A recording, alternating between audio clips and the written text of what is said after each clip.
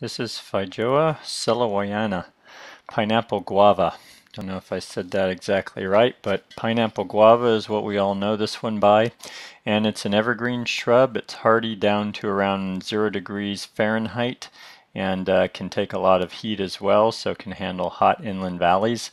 And so I'm in Northern California, and also I've seen this in Southern California. It's used as a large shrub.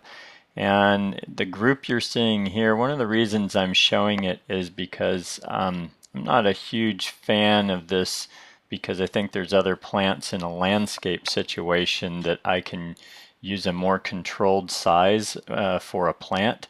We'll get to the other benefits, but you can see that it has some irregularity to it. It has kind of holes in the bottom and throughout the plant.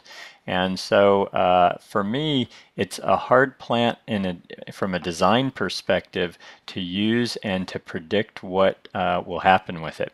And this is about designing with plants. And so that's really why I wanted to show this particular example, because it does have a fair amount of irregularity. If you want a dense, uniform shrub, this is not one that I would recommend for that. So you can see a close-up of the fruit here. This is young fruit taken in early summer, and these tend to set their fruit in late spring. And also look at the leaves. The leaves are this greenish, kind of medium green, and then the underside of the leaves is a gray color. So see some of the backs of the leaves there flipped over.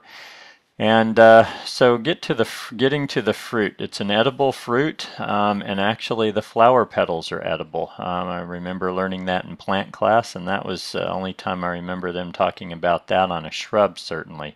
And you can also see there is a lot of fruit on this plant.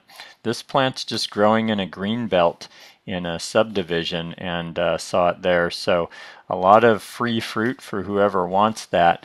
Not many people even realize that this is good edible fruit. The fruit is about 2 to 4 inches long, kind of oblong the way you saw, and usually is ripe in late summer and through the fall, depending on how warm of an area you live in. Where I live, and it's a hot inland valley, during the summer we get in the 90s and 100 Fahrenheit.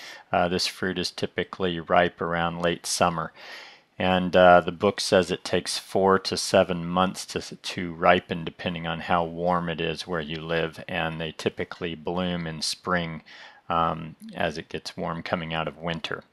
So full sun is what they prefer. The plant gets large. It's listed at 10 to 25 feet high and wide. So if you're using this as a informal shrub, I would recommend that you plant these kind of 6 feet on center so that you get a decent amount of infill. And the ones you're looking at here are anywhere from 4 to 7 or 8 feet high. And again, kind of irregular here. But that's not bad. I mean, if you're knowing what you're getting and you're using it as an informal kind of barrier plant, I think it works for that. Not deer resistant as far as I know, and if you're using it for fruit, it's fairly drought tolerant once it's established, but if you're using it for fruit, then you want to give it more regular water. That's what I can tell you about pineapple guava, Feijoa sellowiana. Enjoy.